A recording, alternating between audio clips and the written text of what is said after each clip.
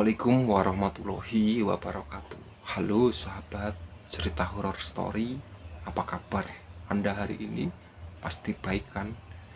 Di kesempatan kali ini saya akan bercerita tentang KKN Desa Penaria. Yuk langsung disimak. Diawali dengan memperlihatkan dua orang mahasiswa bernama Ayu dan Nur yang sedang melakukan survei di sebuah desa. Karena sebentar lagi periode KKN mahasiswa akan segera dimulai, jadi Ayu pun meminta kakaknya untuk mencarikan desa yang bisa dijadikan sebagai tempat KKN. Sang kakak kemudian mengajak mereka ke sebuah desa terpencil jauh dari dalam hutan. Sang kakak kemudian mengajak mereka ke sebuah desa terpencil jauh di desa hutan yang hanya bisa ditempuh dengan menggunakan sepeda motor. Sesampai di desa itu, mereka pun disambut oleh kepala desa yang bernama Pak Prabu. Setelah mendengar tujuan kedatangan mereka, Pak Prabu langsung menolak. Namun Ayu memohon dan meyakinkan Pak Prabu kalau mereka tak akan bermacam-macam dan fokus untuk membantu pembangunan desa. Hal itu pun membuat Pak Prabu akhirnya luluh dan terpaksa mengizinkan program. Andai desa tersebut, ia kemudian mengajak mereka ke sebuah tempat yang disebut dengan nama sinden. Konon katanya sinden dahulu digunakan sebagai tempat mandinya para penari. Tempat itu adalah mata air untuk penduduk desa, namun sekarang sudah lama mengering. Mendengar hal itu, Ayu pun meyakinkan Pak Prabu kalau program kerja mereka nantinya akan membantu para warga. Selagi posko resmi yang dipersiapkan para mahasiswa KKN, perempuan dipersilahkan untuk tinggal di rumah Ibu Sundari, sementara yang laki-laki akan tidur di pos ronda. Keesokan harinya para mahasiswa KKN pun diajak untuk mengelilingi desa mereka. Diperkenalkan pada beberapa tempat, mulai dari sinden yang bisa digunakan sebagai tempat untuk mandi, sampai melewati kuburan yang semua batu, nisannya tertutup oleh kain hitam.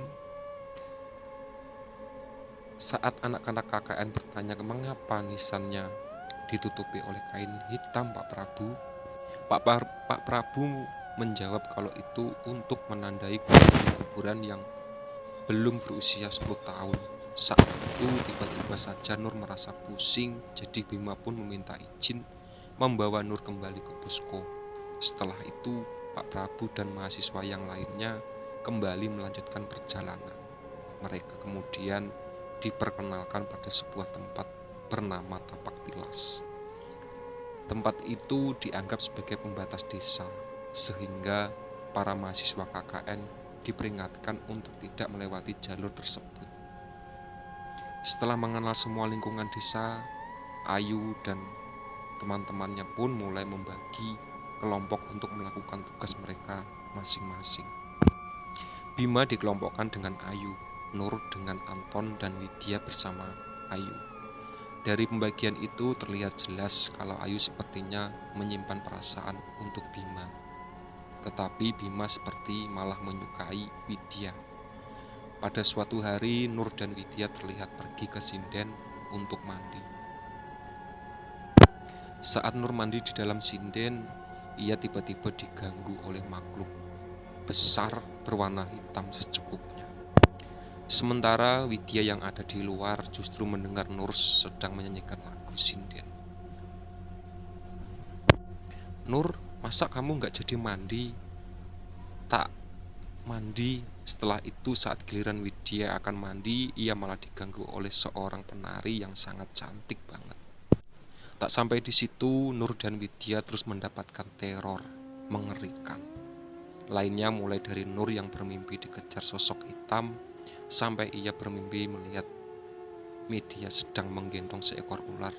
Berbeda dengan Nur, Widya malah melihat Nur sedang menari di luar rumah dengan separuh wajahnya tertutupi sisik ular.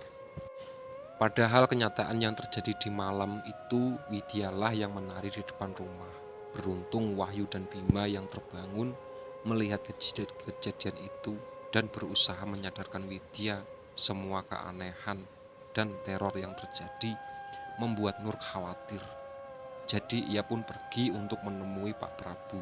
Di sana Pak Prabu kemudian memperkenalkan Nur pada seorang tetua desa yang dikenal dengan nama Mbah Buyut. Setelah mendengar cerita dari Nur, Mbah Buyut memberikan segelas kopi hitam untuk Nur meskipun awalnya Nur menolak tawaran itu. Namun Mbah Buyut tetap memintanya untuk meminum kopi itu. Walaupun hanya sedikit, tapi tak disangka saat Nur menyeruput kopi itu, ia merasa kalau kopi itu sangat manis. Mbah Buyut kemudian menjelaskan kalau kopi hitam itu sebenarnya adalah minuman yang sering dijadikan sebagai sesajen. Maka saat seseorang minumnya dan merasa kopi itu manis, maka itu artinya ada makhluk gaib yang sedang mengikuti orang tersebut. Sambil melakukan ritual, Mbah Buyut kembali menjelaskan kalau penghuni dan makhluk di desa ini tidak suka dengan sesuatu yang dibawa oleh Nur. Tanpa disadari, Nur selama ini dijaga oleh seorang nenek-nenek yang disebut dengan nama Mbah Dok. Nama Mbah Dok inilah yang sudah melawan begitu banyak makhluk gaib yang mencoba mengganggu Nur. Selain Nur, orang yang merasa manis saat menemani kopi sesajen adalah Widya. Mbah Buyut merasa kalau Widya memiliki aroma yang manis, sehingga makhluk gaib di desa sangat menyukainya. Salah satu makhluk gaib yang sangat menginginkan Widya adalah sosok penari bernama Badarwuhi. Lalu beralih memperhatikan Anton yang sedang berbicara dengan Nur saat itu. Anton bercerita kalau ia sering mendengar suara Bima dan seorang perempuan yang di dalam kamarnya. Nur yang sudah mengenal Bima sejak lama tentu saja tidak percaya dengan perkataan Anton. Karena hal itu, Anton pun mengajak Nur untuk melihat kamar Bima dan mereka menemukan sesajen yang ada di bawah tempat tidurnya. Selain itu, mereka juga menemukan seekor ular ada di dalam lemari Bima. Kecurigaan pun akhirnya tertimbul di benak Nur dan ia mulai menyadari keanehan di diri Bima. Apalagi saat itu Nur mulai sempat mempergoki Bima sedang memarahi Ayu dan menyebut-nyebut nama Widya serta sebuah gelang. Karena merasa curiga, Nur pun memutuskan menyelidiki mereka berdua dan benar saja Nur tidak menemukan keduanya di lokasi. Proker mereka berdua dengan memberanikan diri, Nur pun terpaksa melewati tapak tilas untuk mencari Ayu dan juga Bima. Setelah melewati tapak tilas itu, Nur melihat sebuah sanggar yang dahulu sering dijadikan sebagai tempat pertunjukan para penari, dan di belakang sanggar itulah Nur menemukan Ayu dan Bima emang sedang melakukan sesuatu yang tidak pantas. Karena kejadian itu, Nur pun marah besar pada Bima dan Ayu karena mereka telah melakukan dosa besar di tempat yang tidak seharusnya. Di sana mereka seharusnya menjaga sikap dan perilaku, namun Ayu dan Bima malah melakukan sesuatu yang melewati batas. Di waktu yang sama, Widya dan Wahyu yang baru pulang dari pasar melewati hutan menuju ke arah desa di tempat pertengahan. Di tengah perjalanan, motor mereka tiba-tiba mogok. Jadi mereka pun terpaksa mendorong motor itu sambil mencari bengkel terdekat. Saat mendorong motor, mereka tiba-tiba bertemu dengan seorang bapak-bapak yang menawarkan bantuan untuk selagi motor mereka diperbaiki, keduanya dipersilakan untuk ikut berpesta. Karena di desa itu sedang ada hajatan, karena Papar Wahyu pun makan dengan lahap. Sementara Widya merasakan sesuatu yang aneh, apalagi ia mengingat perkataan Pak Prabu tentang tidak ada desa lainnya di hutan tersebut. Ketakutan Widya pun semakin memuncak saat ia melihat sosok penari yang pernah mengganggunya saat ia sedang mandi di sinden. Ia pun segera mengajak Wahyu untuk pergi dari tempat itu. Tak ingin pulang dengan tangan kosong, Wahyu pun membungkus beberapa makanan untuk diberikan kepada teman-temannya yang ada di posko singkat. Singkat cerita, sesampai di posko, Wahyu semangat menceritakan tentang hajatan yang mereka datangi dan memberikan makanan yang sudah dibungkus untuk teman-teman, dan betapa terkejutnya mereka karena makanannya Wahyu bawa ternyata adalah kepala monyet yang berlumuran darah. Teror yang dialami oleh mereka semua semakin hari semakin menyeramkan. Pada suatu malam, Widya sempat melihat Nur sedang sholat, namun ia kembali melihat Nur sedang berada di dapur. Hal itu pun membuatnya terkejut. Jadi teman-temannya pun memberikan minum untuk menenangkan Widya. Namun betapa terkejutnya mereka saat melihat Widya mengeluarkan rambut dari mulutnya. Hal itu pun membuat Wahyu menyimpulkan kalau Widya telah menjadi korban guna-guna. Keesokan harinya, Nur yang sedang berada di rumah menemukan sebuah selendang penari di dalam tas Widya, namun ia tiba-tiba didatangi oleh Widya yang saat itu sedang dirasuki oleh Badarwuhi. Badarwuhi meminta Nur untuk tidak ikut campur agar ia tidak terluka. Badarwuhi bisa saja melukai Nur, namun ia masih menghormati Mbah Dok yang menjaganya. Selain itu, Widya yang baru pulang mengerjakan prokernya juga menemukan Nur yang sudah dirasuki oleh Mbah Dok, mengatakan tentang beberapa di antara mereka yang sudah terlanjur masuk ke dalam perangkap Badarwuhi, dan meminta Widya untuk berhati-hati. Pada malam harinya, Bima menemui Nur dan menceritakan apa yang sebenarnya terjadi. Semua ini berawal dari Bima yang bermimpi melihat Widya terlihat terlilit ular. Dalam mimpi itu, Badarwuhi meminta Bima melakukan apapun yang ia perintahkan jika ia ingin benar-benar menyelamatkan Widya. Nah, jika Widya ingin membalas perasaannya, Badarwuhi pun menyuruh Bima untuk memberikan sebuah gelang kepada Widya. Gelang setelah yang kemudian dititipkan oleh Ayu untuk diberikan kepada Widya. Namun karena Ayu juga menyimpan perasaan untuk Bima, jadi ya Ayu pun meminta bantuan Badarwuhi agar Bima juga mencintai Badarwuhi. Kemudian memberikan selendang pemikat untuk Ayu yang kemudian ia gunakan untuk menghasut Bima.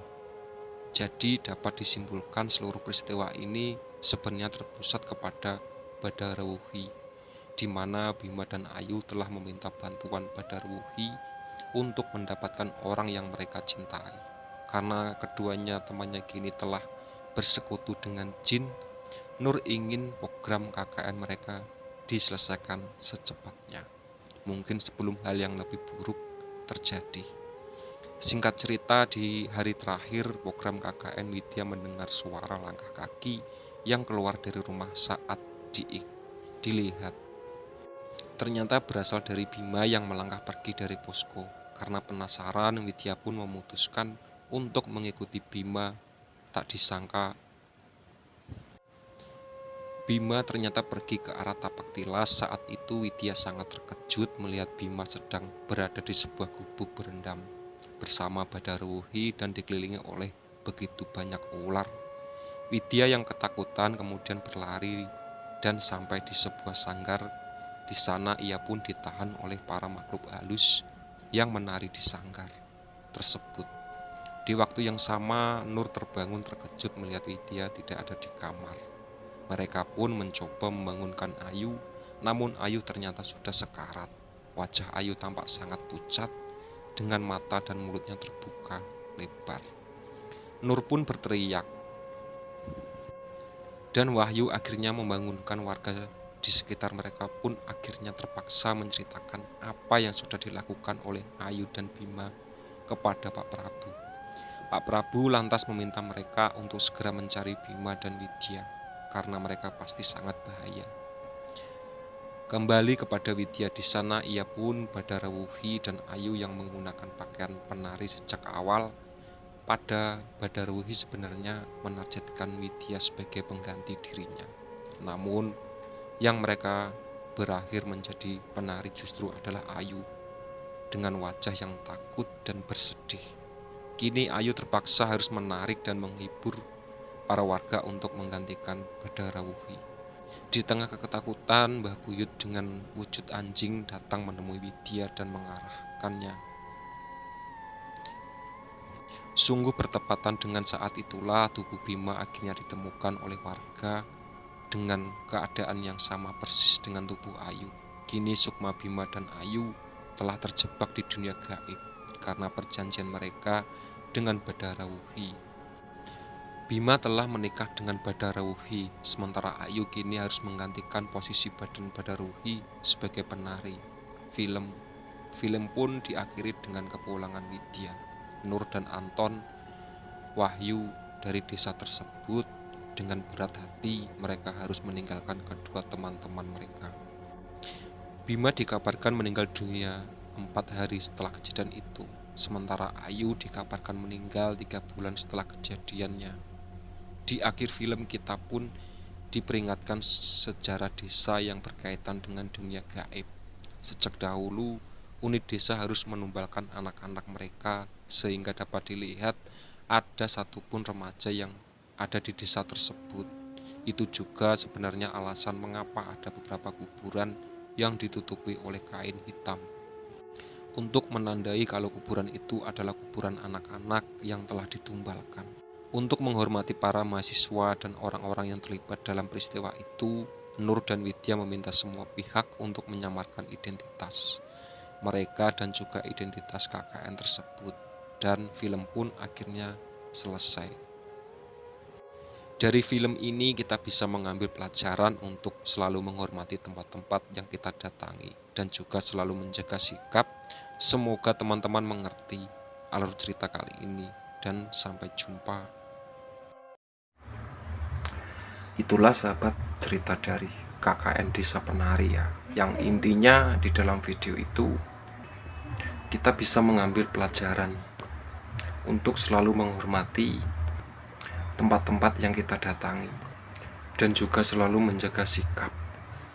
Oke ya sahabat cerita horror story, semoga Anda terhibur dengan cerita ini.